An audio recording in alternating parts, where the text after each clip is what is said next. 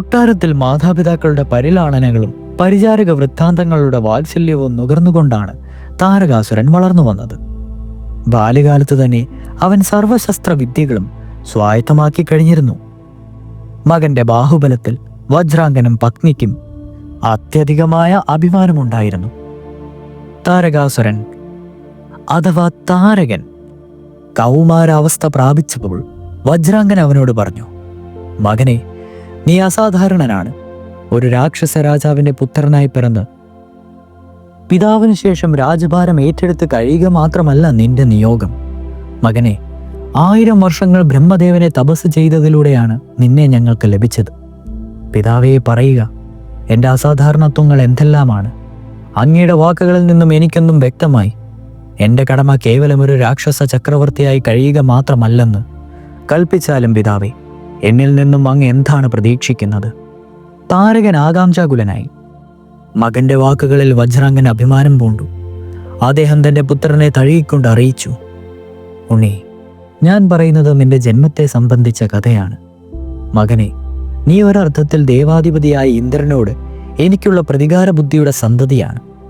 ഒരിക്കൽ ഞാൻ തപസ്സിലായിരുന്ന കാലത്ത് സാധുവായ നിന്റെ അമ്മയെ ഇന്ദ്രൻ പലവിധം ഉപദ്രവിക്കുകയായി.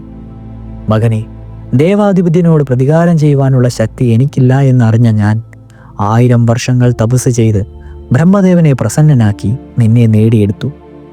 പുത്ര, ഭാര്യയുടെ അഭിമാനം സംരക്ഷിക്കേണ്ട ചുമതല, ഭർത്താവിൻ്റെയും മാതാവിനെ സംരക്ഷിക്കേണ്ട ചുമതല പുത്രൻ്റെയുമാണ്.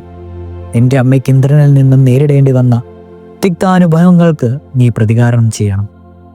അച്ഛാ, കേവലം ബാലനായ ഞാൻ ദേവാധിപനെ നേരിടുന്നതെങ്ങനെ? മാതാവിന് നേരെ ഇന്ദ്രന്റെ നടപടിയിൽ കുപിതനായി തീർന്ന താരകൻ ചോദിച്ചു. പുത്ര, നീ പറഞ്ഞത് ശരി തന്നെയാണ്. നീ ഇപ്പോൾ ദുർബലനാണ്. എന്നാൽ തപസ്സിലൂടെ നീ ബലവാനായി മാറണം.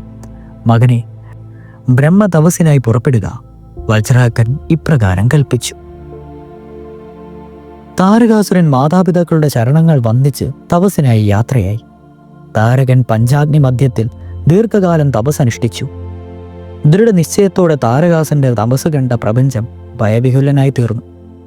ഒടുവിൽ ബ്രഹ്മദേവൻ പ്രത്യക്ഷനായി.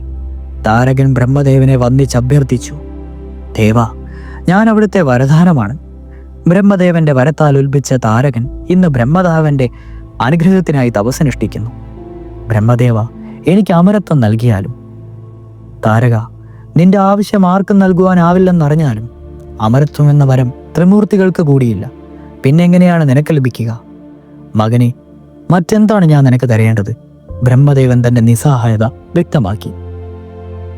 ബ്രഹ്മദേവ, എങ്കിൽ മറ്റൊരു വരം എനിക്ക് നൽകിയാലും. പ്രപഞ്ചത്തിലെ ദേവാസുര യക്ഷ കിന്നരന്മാർക്ക് എന്നെ വധിക്കുവാൻ കഴിവുണ്ടാകരുത്. എന്നാൽ എനിക്ക് മരണമുണ്ടാകുമെന്നുവെങ്കിൽ ജനിച്ച 7 ദിനം മാത്രം പ്രായമുള്ള ഒരു ശിശുവിൻ്റെ കൈകൾ കൊണ്ടാവണം. താരകാസുരൻ തൻ്റെ ആഗ്രഹം വ്യക്തമാക്കി. അങ്ങനെ ആകട്ടെ എന്ന് പറഞ്ഞിട്ട് ബ്രഹ്മദേവൻ അപ്രത്യക്ഷനായി. വരപ്രാപ്തി താരകനെ അഹങ്കാരിയാക്കി തീർത്തു. അവൻ പ്രസേനൻ, ജംബൻ, കാലനേമി മുതലായ അസുര പ്രമുഖന്മാരോടൊപ്പം ചേർന്ന് ഭൂമിയും സ്വർഗവും പാതാളവും കീഴടക്കിയ ശേഷം ആസുരാപരി നിർമ്മിച്ച് ത്രൈലോകാധിപതിയായി വാണു തുടങ്ങി. അടുത്തത് ഭയചകിതരായ ഇന്ദ്രാദികളുടെ കഥയാണ്. തുടരും.